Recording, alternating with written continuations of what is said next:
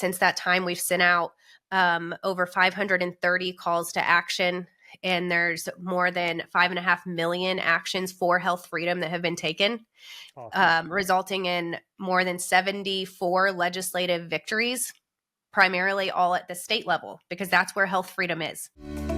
Hello and welcome to the Remarkable CEO Podcast, a show dedicated to chiropractors who want to transform their job into a business so that they can have a remarkable practice as part of a remarkable life, not instead of one. With your hosts, Dr. Pete Camiolo and Dr. Stephen Franson. Welcome back to another episode of the Remarkable CEO Podcast, chiropractic's #1 business podcast. I'm Dr. Pete Camiolo. And I'm Dr. Stephen Franson. Doc, we are honored to be with you. Thank you for tuning in and listening today. Today, we are honored to have a very special guest with us in the studio, Leah Wilson from Stand for Health Freedom. Leah, thank you so much for taking the time to be with us here today. We're thrilled that we get to interview you. You are a leader in our space. Many people probably don't know you, but they will know you at the end of this podcast. So, hey, thanks for tuning in today, and make sure you stick around because we've got some incredible giveaways for you. Leah is going to be very generous with some things, and Dr. Stephen and I think, are going to participate in some way, shape, or form. We want to bless you guys as listeners to our podcast and our program. Thanks for tuning in here today. But Leah, welcome to the Remarkable CEO Podcast. We're super pumped to have you on board today. Hey, thank you so much for having me. It's always my favorite to talk with chiropractors. I mean, you guys are the OGs of health freedom, so this will be great. Oh, I love that. I love that. Why don't you give us a little insight as to what is your affiliation with chiropractic before we talk about your role at Stand for Health Freedom? Yeah, well, I mean, first of all, I believe it's the greatest profession on the planet. So there's that. And I'm honored to be married to an amazing chiropractor. And so, yeah, life is exciting. But we own a big natural health center, chiropractic clinic here in Indiana, and have had the pleasure of networking with chiropractors all over the U.S., just swimming in this direction to reach as many people as possible with vitalism.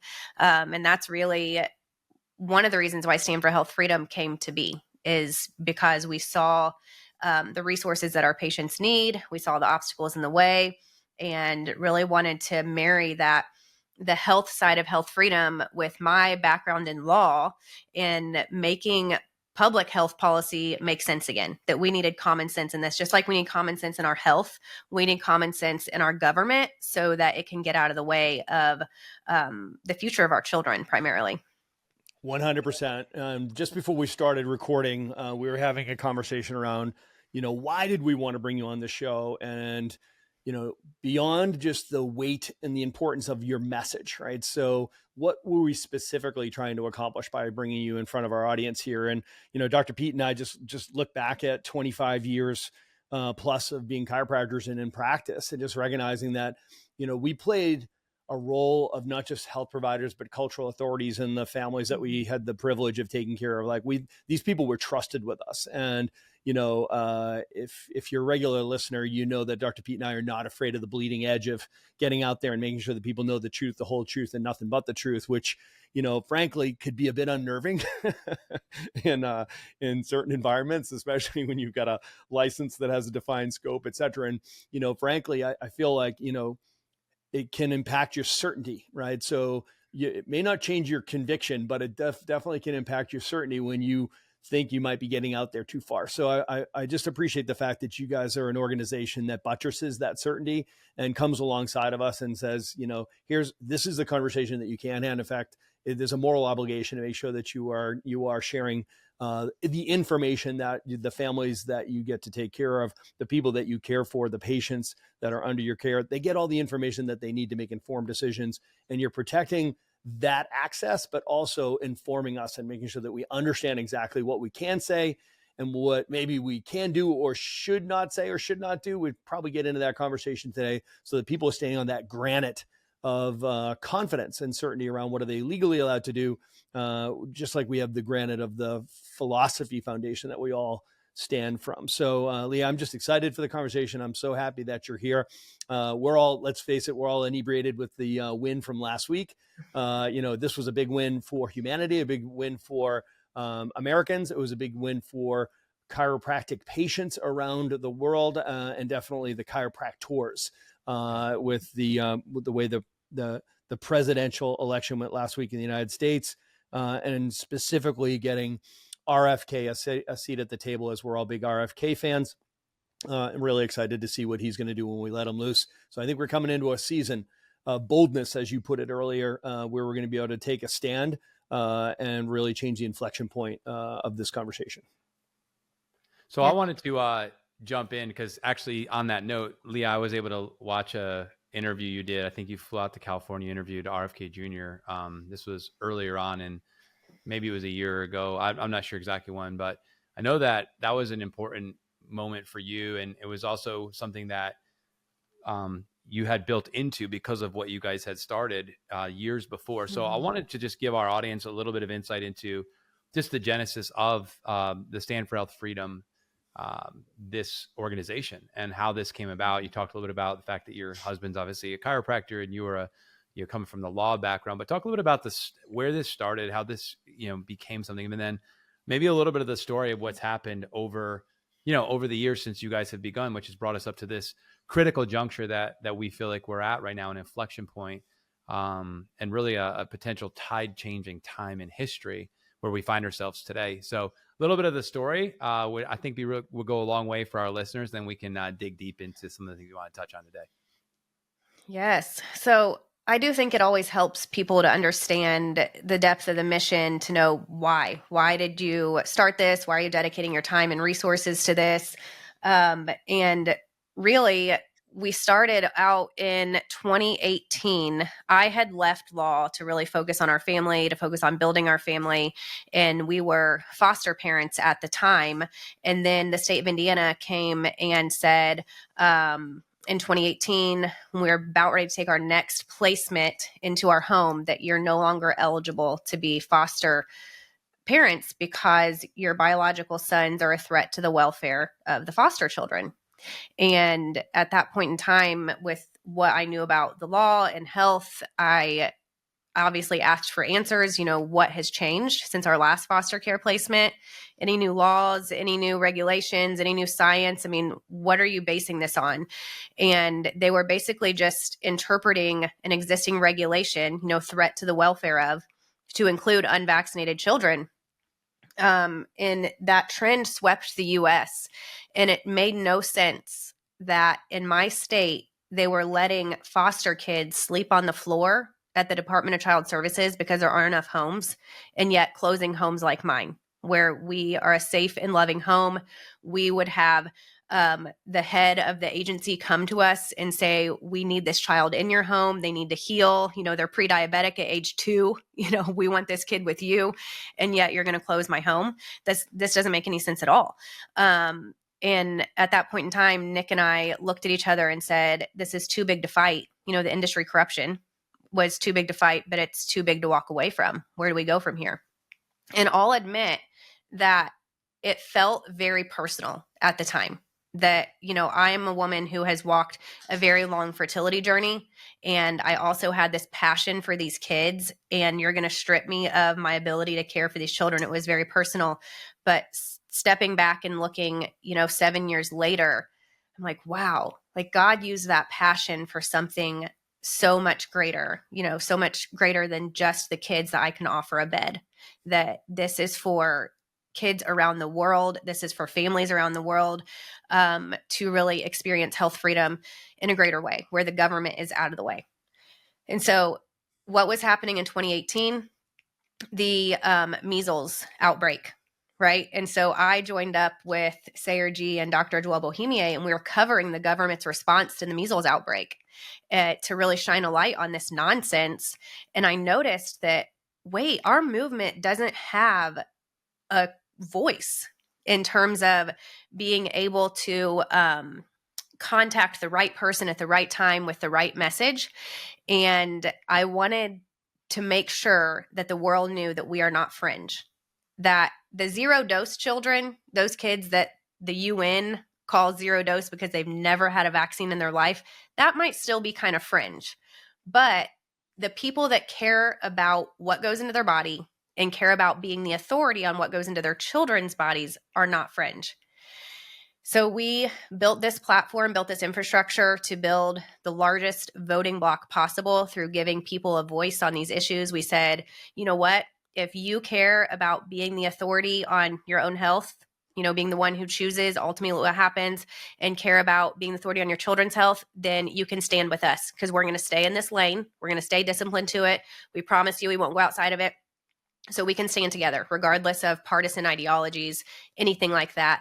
And we've kept that promise. And since that time, we've sent out over 530 calls to action.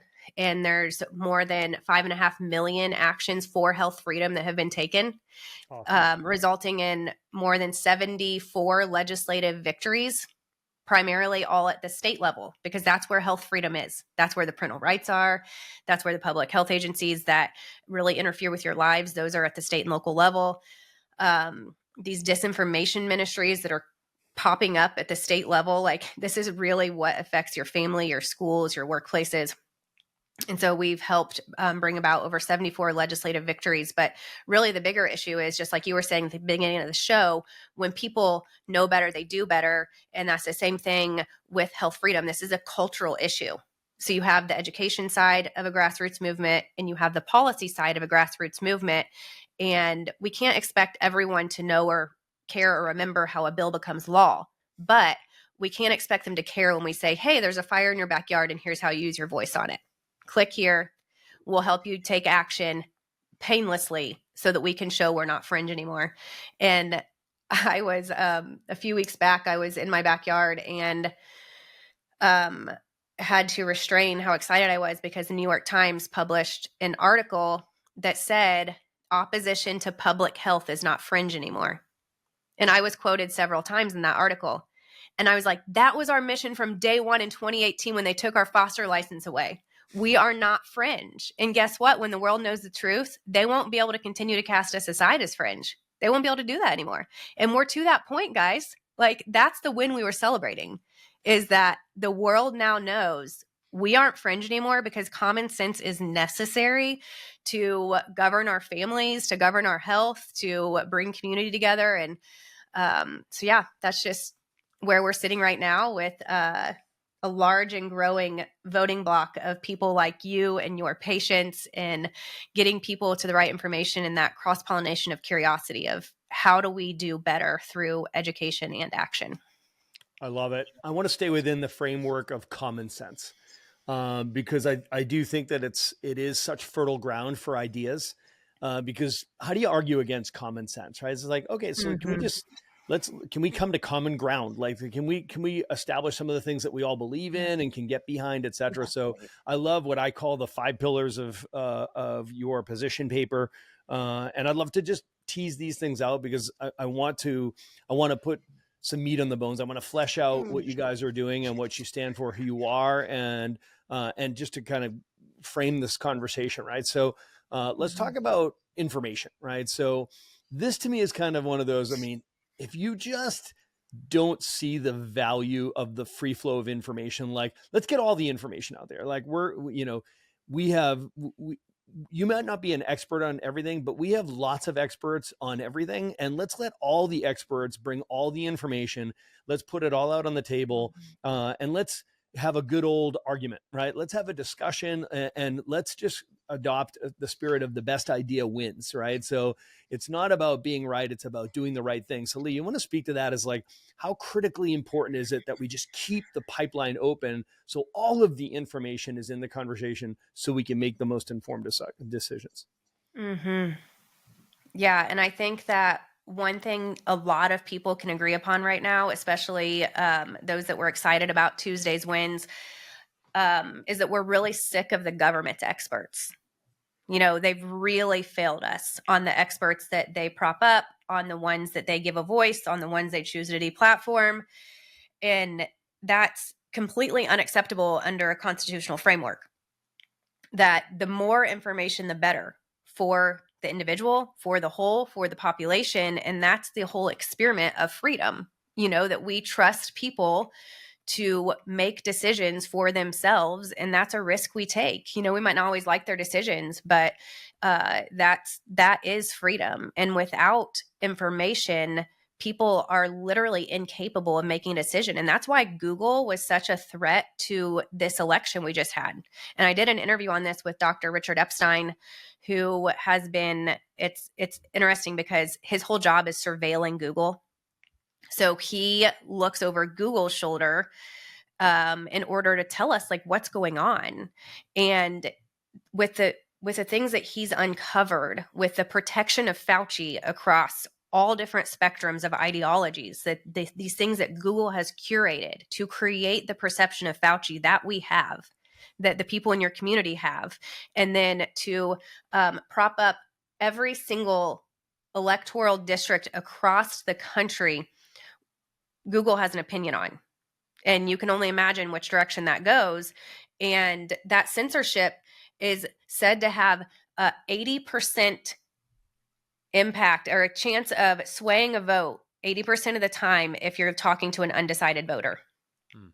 And so you're thinking, what on 100%, earth? 100%, because the information has been limited and they haven't really been thinking about it or considering it, what have you. Dr. Pete, I'm going to let you take the second one, but let me just keep going down this path just a little bit, because I think that so much of the rest of this is built on this foundation, right? So the making sure that we have that information, because Google, it is, I can remember when Google first started, it was just like, so everybody gets a free email. What is that? What, Gmail? Oh, wow. Look at that. You get it's free Gmail, right? And then it was, you get a free calendar. That's cool. And then they get this search functionality. It's like, you can look up anything. Like, they have all of the information. You have access to all of the information. Now what we recognize, it's like, no, you have access to all of the information that they want you to have access to. And it's the modern version of book burning, right? It's like, well, we're going to give you this information, prop it up, and we're not going to give you access to this information. We're going to cancel it or label it misinformation, what have you. It's like talking about the business model of like being able to shape the course of of history, just based on just pipelining the information that would steer the behaviors that you want and shut down the behaviors that you don't want. It's incredibly powerful. And AI is probably just putting all that on steroids, right? Right. And it makes flow of information, such as the information that comes out of your offices, that much more important. Because when people recognize that Google is not a collection of all the world's books, it's a collection of Google's favorite books. I mean, they say that that there's like 93% certainty that no one will ever go to the second page of search results. So how powerful is that? How they even order search results. And you all probably both remember what happened in 2019. Was it the beginning of 2019 when Google reorganized their algorithms and natural health information just fell off of Google?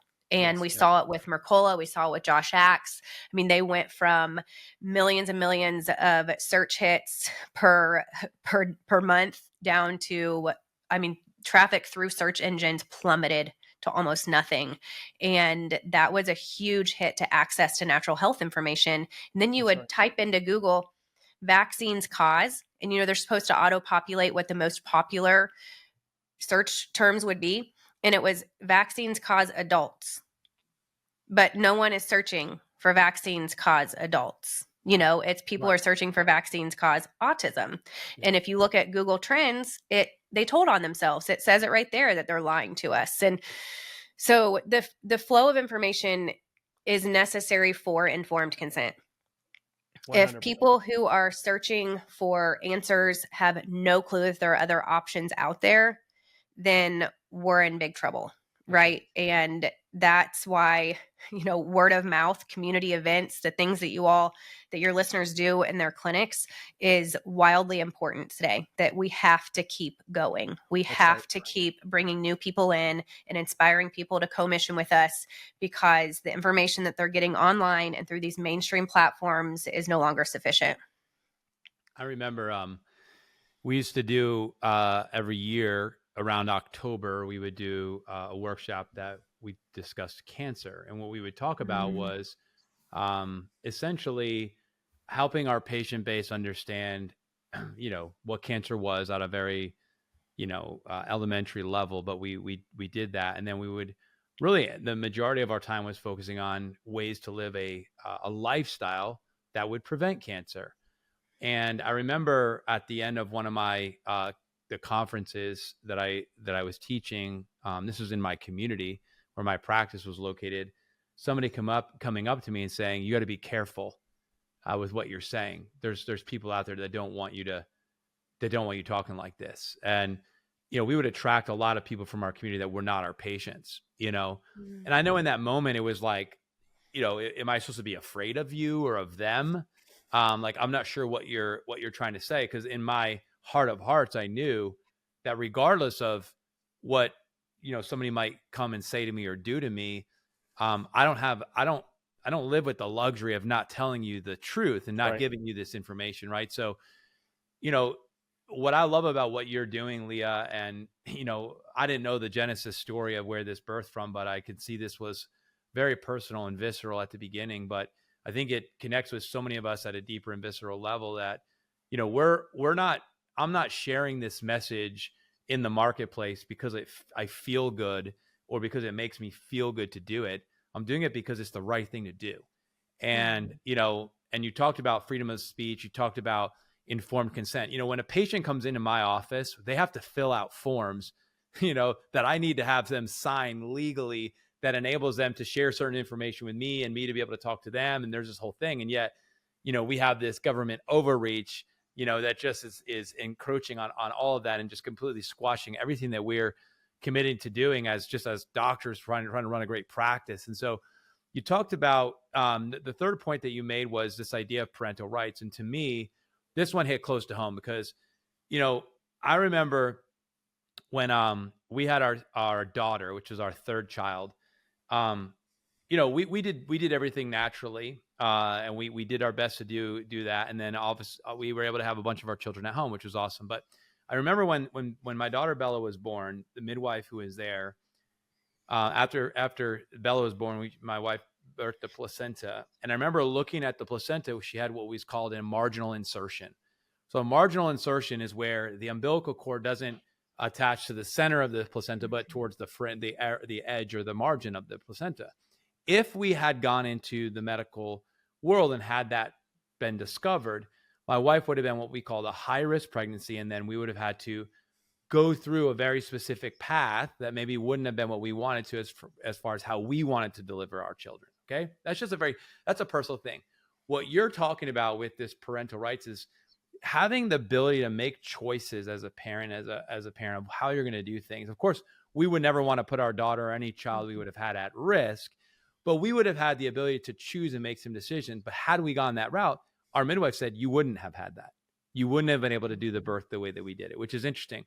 Can you talk a little bit about that third pillar of health freedom called parental rights? Because I think this is important, not only as a parent who has children, but also people that are future parents, grandparents, really anybody listening, doctors who are taking care of their patients, who are parents, who have children. Can you talk about this pillar a little bit? Because to me, this one hits very, very close to home as a father. I know Dr. Stephen yourself, and I know for you, Leah and Nick, as parents yourselves. Yeah, it's, a lot of us stay out of medical doctors' offices for that very reason, is because when you're on their territory, when you're on their turf, I mean, guys, that's the number one source of a medical neglect complaint is straight from the medical doctor. And so if you don't want someone scrutinizing the decisions that you're making, then I suggest you find providers that align with you. But sometimes you find yourself there, whether it be an emergency transfer during a birth or a child breaks an arm, or, we all intersect with the medical community at some point in time for some reason. And I think that one of the most important things to know is when you're on a medical doctor's turf, like you're talking about, if you would have been in there making decisions with them regarding your baby and your wife, that there's always a way to decline with respect so that you don't kick a hornet when you're in the hornet's nest. You know what I mean? And like, that's just crazy. Like, we're on their turf. But one of our state directors, he was the lead plaintiff in the vitamin K lawsuit in the state of Illinois, because his baby was one of the ones that they reported to the Department of Child Services for not receiving vitamin K. And then they uncovered that the hospital administration within Chicago had a policy that basically said if a parent declines vitamin K, you report them to CPS. And so for that reason, we have a part of our policy blueprint that says we want to educate lawmakers across the U.S. on what medical battery is, that unwanted medical treatment, when there's any form of coercion or force involved, needs to be labeled what it is, and that's medical battery. That's right. And that it needs to be criminalized, that it's not just an infraction against your license, it's not just a civil thing, but that it is a criminal infraction to force a medical treatment upon someone, because we all know that the expert opinions are completely twisted when it comes to quote unquote looking out for our children, when there's a thought that parents are not equipped to do that the experts know best for our kids. And we need to be so resolved at this point in history that we do know what's best for our kids, and that our instincts are what our kids need. Our understanding is exactly what the kids need, and that there is no one better suited than a parent to be a child's long-term advocate. Because even in some of these red states where you have pretty good parental rights, what they're doing in the back door is they're just taking the healthcare directly into the schools, and they're saying, oh, you parent can sign a pre-consent form for all the services that are in this student health center. We'll bring all the providers. Once you have that pre-consent, they can see any and all providers that they need while they're on school property. And that's one of the biggest threats to parental rights right now, outside of being caught in a medical interaction that you don't want to be in. And I've been telling people over the past year or so that one of my biggest concerns with this Ozempic craze, with the weight loss drugs that our patients are being sold, these criminal weight loss drugs, is that since they're approving them for the children, that it's going to become neglect to not give your child Ozempic. Right. Like if you are your kids' weight loss through pharmacology. Right, doc, because obesity is deadly. Right. Just like cancer is deadly. Disease, which leads, so don't you, yeah.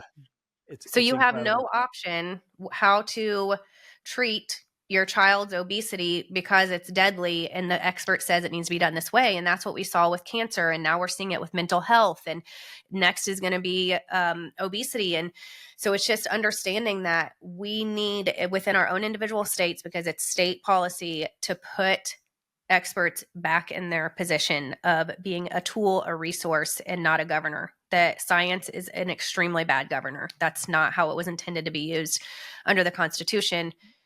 And we have what a great perspective. That phrase right there, I just want to repeat that they're meant to be a resource or a tool, but not an authority or for governance.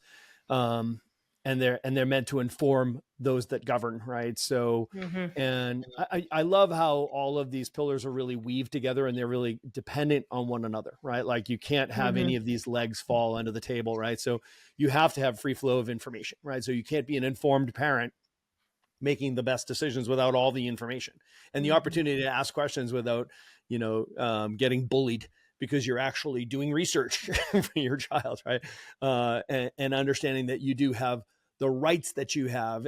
Ultimately, I love the construct that that SHF stands behind, which is the way the nation's authority starts with the individual, and it builds from the individual to the family, the family unit, and the family units make up communities, and communities make up states, and states make up the country, right? So it's like, but it starts with the rights of the individual. It starts with the rights of the parents that parent the individual. It starts with the rights of the family, and it's all drawn from that central model of the nuclear family, which I just think is just so powerful. And it's how the country was designed. And as soon as you start operating outside of that construct, that's where these things must be protected, right? So that's local control.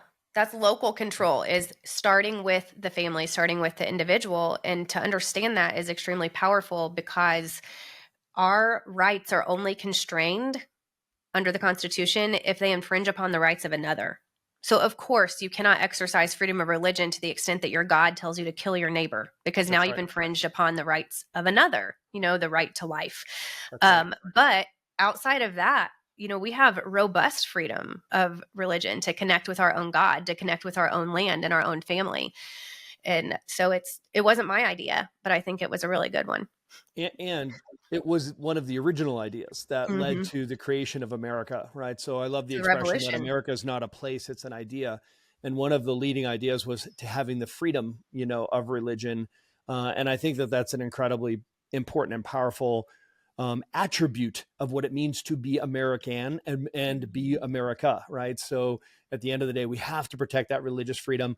To be honest, I'm going to be transparent on this. I've always been a bit reluctant to pull that card because I feel like it's a loophole that I'm trying to play and be like, well, is it really a religious exemption or is it just my right, as a human? Is it as my right as a parent to make my own decisions, right? So I'm very reluctant around using that, but I do appreciate that must be protected, right? So for those people who it is a legitimate concern, versus us getting backed into the corner and pulling the religious, hey, I've got making a religious exemption or I have religious freedom here.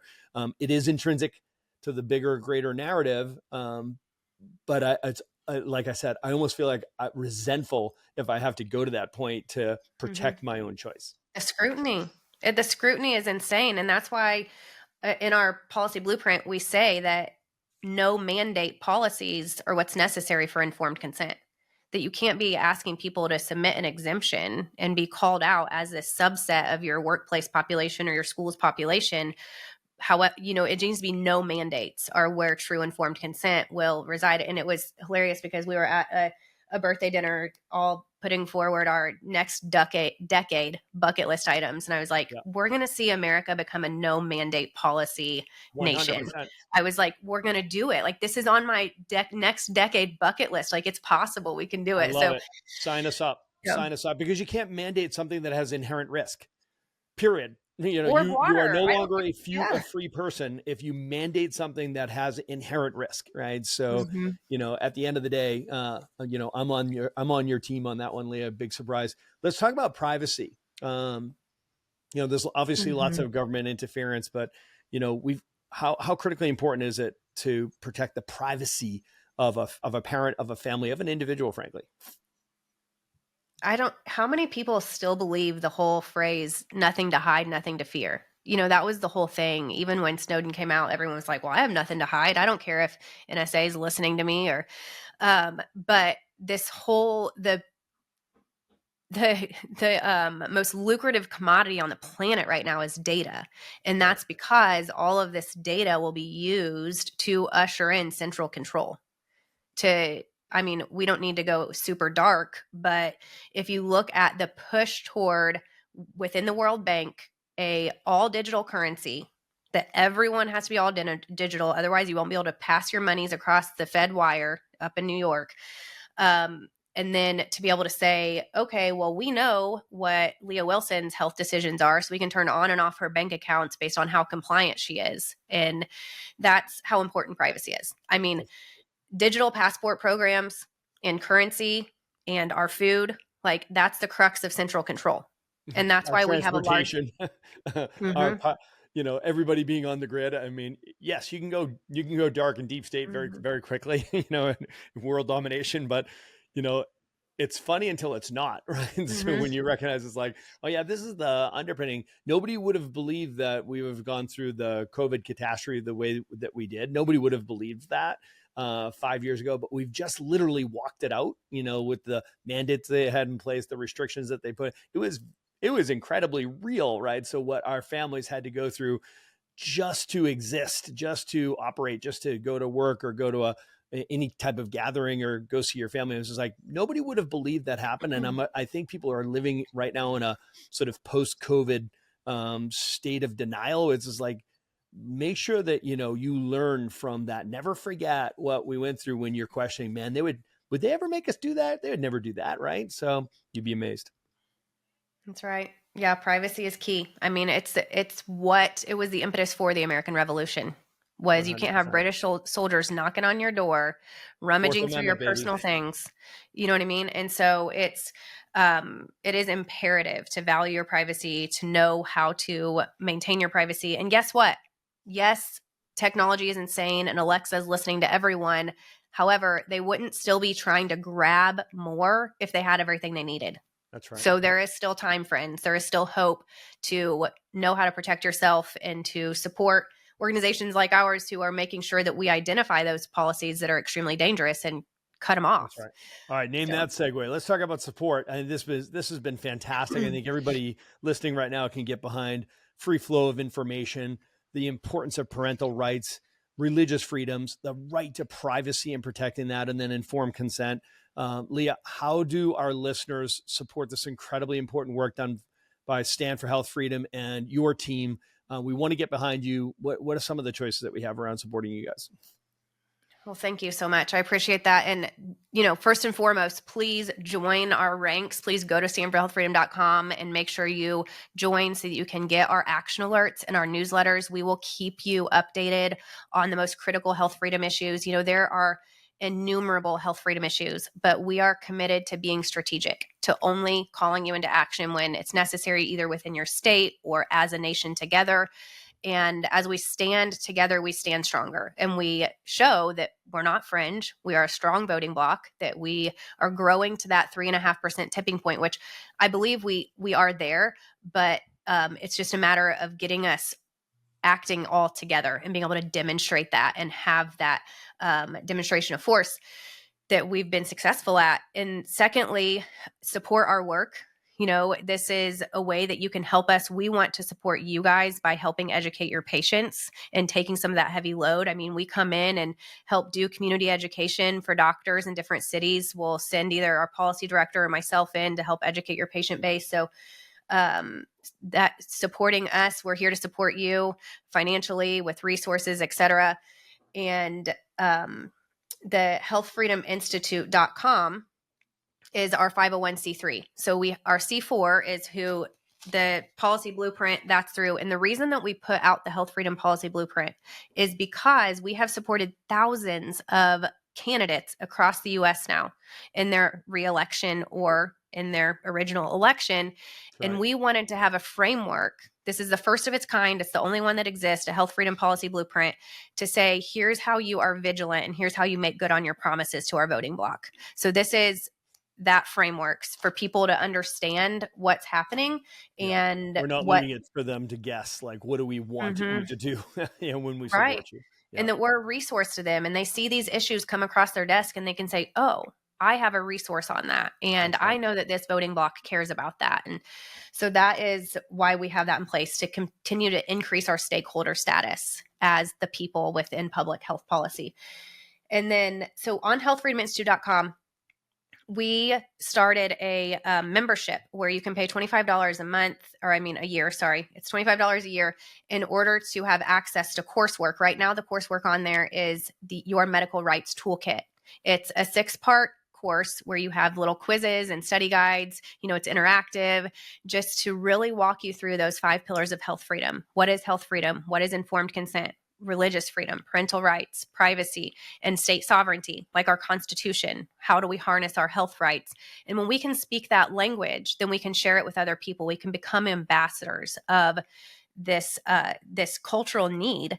And it's a beautiful tool for your patients too, because how many patients come to you saying, hey, I don't really want to keep going to the pediatrician, or I don't want to really keep vaccinating my kid. How do I navigate this? And if they're empowered to navigate that on their own and have the words to do it, they will do it so much more confidently. They won't be able to be tricked into the next pressure point from family or from a doctor or from a school teacher.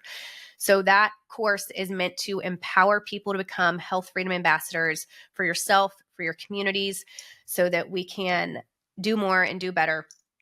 And then let me just say this, Leah. So I want to make this easy for our listeners. Like, we really want to get behind this and support it, man. I just wish I had that. Where were you guys 25 years ago? I wanted that. So I love the idea of that course. I want to put up on behalf of the Remarkable Practice, I want to put up $1,000 to put towards those $25 memberships for all of the Remarkable Practice clients. So we'll figure out the logistics of that, but we want to throw the full weight of the Remarkable Practice behind you, and whatever you guys need, we want to support your work. But we can start with this. That's a very simple solution. So anybody listening that you're a TRP client, anyone in our ecosystem, we're going to sponsor that by sponsoring the important work that Leah and her team are doing. You know what? That is such a blessing. I mean, any gift toward this work is something that shows my team that there's people out there that like what we're doing and they want us to keep going, and so when I take the news back to them that these doctors like what we're doing and it's helpful to their patients, then that is just that much more energy going toward even more work for you guys. And so we'll put that coupon code together. It'll just say TRP. We'll make a TRP coupon code, and we would love to invite any of you all to join Health Freedom Institute and share it with your family and friends. That's super exciting. Thank you. Cutting the check is easy. You guys are doing the hard work. So thank you. Thank you. Dr. Leah, I called you doctor because I know you are a Juris Doctor, but thank you for joining us here today. And if you're a listener and you went in on that, we're going to also invest another $1,000 to you as listeners. So Dr. Stephen, we know that not all of you are part of the Remarkable Practice family. You're not working with us directly. But we don't want you to be left out. So if you're a listener to this program, we're going to put in a special coupon code for you. So make sure you circle back. What we have as an opportunity moving forward is to make America healthy again. We're committed to that. And, so Leah, thank you for all the work that you have done, that you are continuing to do, that you will continue to do. And from us at the Remarkable Practice and at the Remarkable CEO podcast, on behalf of all of our listeners, thank you for the work that you do. We are honored to partner with you, and we are eager to see what we can accomplish here as we move forward. Because like you said earlier, maybe this was pre the recording, but this is a season of boldness. And now is the time to take action. And the little things that we could do make a big difference. So thank you. Thank you. Appreciate it. Leah. Absolutely. Thanks for listening to this episode of the Remarkable CEO Podcast.